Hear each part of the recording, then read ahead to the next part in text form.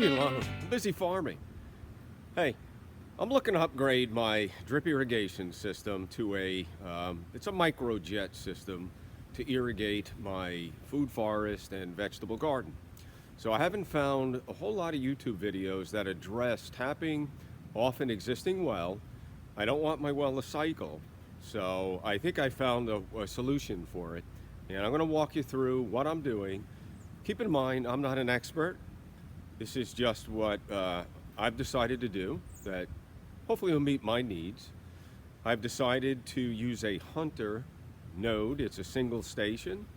I think that'll be sufficient to irrigate my system. I did a 5-gallon bucket test. I believe I'm getting about 8 to 10 gallons per hour. That's wrong, I believe per minute. So anyway, I think based on the calculations, each Micro-Jet uses about 23.5 gallons per hour.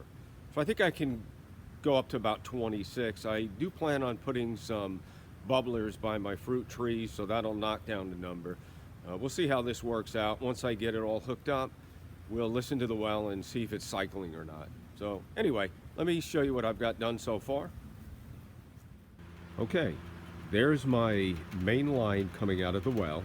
It's a 1-inch line, and I've teed off of it, so I intersected between my sprinkler zone, and I ran about 3-4 feet over to my valve control box. It's all hooked up, it's under pressure, so I have no leaks. That'll in turn run straight across. I've laid out my pipe over to this section of fence. From there I'll come up, I'll tee it off with my heavy duty poly tubing, and from there I'll tap in everywhere I want to put a Micro-Jet. So I'll go all the way down to the end. Each one of the fruit trees, again, I plan on putting a bubbler. I think that'll also help me in my water management to make sure my well doesn't cycle. I had posted some photos previously about setting up my PVC piping. I do have some temporary drip irrigation there, and it's worked fine, but again, we're upgrading. So anyway, coming back around here, we're going to tee off and feed this zone, or section I should say. It's all on one zone where I'll have my tomato trellis.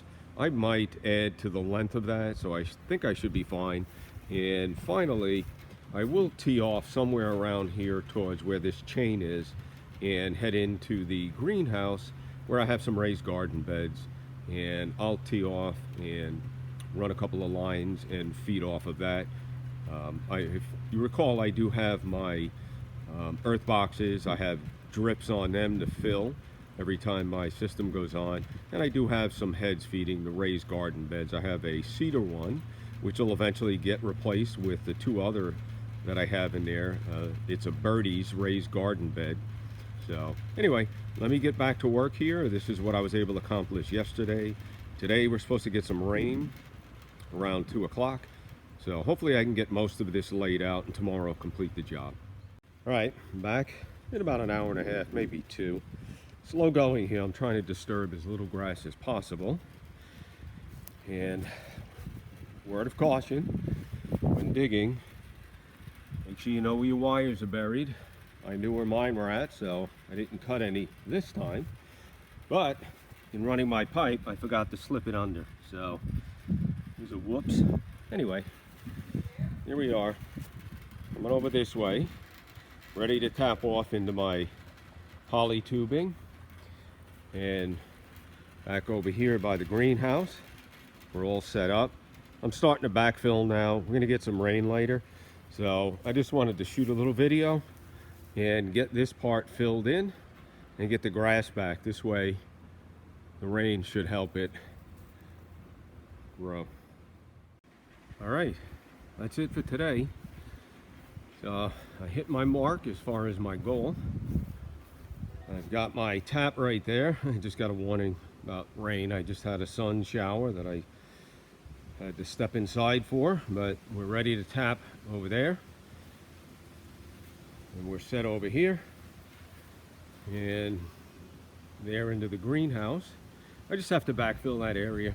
As I say, we've got some heavy rain coming, so I wanted to get that grass down. So it'll help it reset itself. Almost like it never happened. So anyway, next video I'll jump in as I hook up the Maxi-Jets and some bubblers, and then that'll complete this video. Alright, we're back. I've got all of the food forest on the Maxi-Jet. Looks like I got great coverage. I space them every 5 feet. I haven't done the Birdie's raised garden beds yet. I completed the tomato trellis. So by the food forest I used a 340-degree head. By the trellis here I've used a 180-degree. Here I spaced it every 4 feet. Temporarily I've just capped off this line. I haven't programmed my node just yet. There's a relief valve you can open up. Right down there you can see the water coming out, so I can temporarily get the system going. Pressure valve tells me I'm not cycling, so hopefully I'll have enough on this one zone to get the Birdie's raised beds and the greenhouse on this one zone. So I'll be back. So I want to spend a minute to go over some of the components that I used on my Maxi-Jet micro irrigation. I purchased a Hunter node. It's a battery operated controller, 2 9-volt batteries. It's one zone. Sorry, Prima wants to be on camera. This controls a valve, has 1-inch pipe coming in and coming out. From there, I transitioned on out from 1 inch. I went down to 3/4 and ultimately transitioned to 1/2 inch PVC pipe. From there, we transitioned into our poly tubing. This is real simple to use. Usually you push it right on to some type of a connector. So what I used to come out of my food forest zone was a T connector. I actually went this way, in between the line, and broke it out 2 different ways. If you wanted to do a bubbler for your fruit trees, you could put a T connection here, continue on with your run, come out with more poly tubing, and then put one of these connectors on right here and have a bubbler on the end. And basically what that is, it's one of these connectors. So it's just a push-on connector. You have a screen, and then you have the bubbler head, and these are adjustable. I think this goes up to 5 gallons per minute. Not quite sure on that.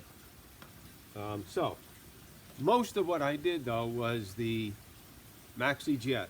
So in the poly tubing, you could puncture a small hole. They sell a special tool that makes the hole. From there, you have a connector already on the stake. You push that right in, makes your connection. From there, the stake comes without any jets on them. So I purchased 2 types of jets. Not quite 360, they're 340-degree spray and a 180. Manufacturer specs are 23.5 gallons per minute. That's per hour. 23.5 gallons per hour.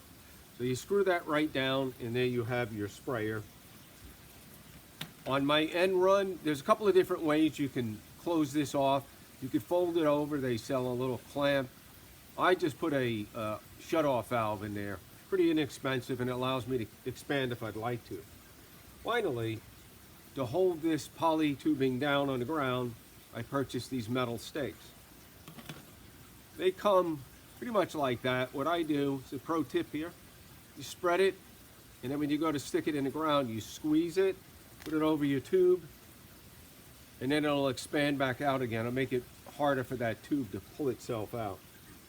Anyway, that concludes the video. I will shoot a separate video on how to calculate how much water you have per minute coming out of your well or out of your hose bib on your house. You wouldn't use this controller. They have other battery operated controllers that you can use coming right off a hose bib. And from there you can typically go right to your poly tubing and then to your Maxi-Jets. Anyway, I hope you enjoyed the video. Please like, subscribe, share, and thank you for watching.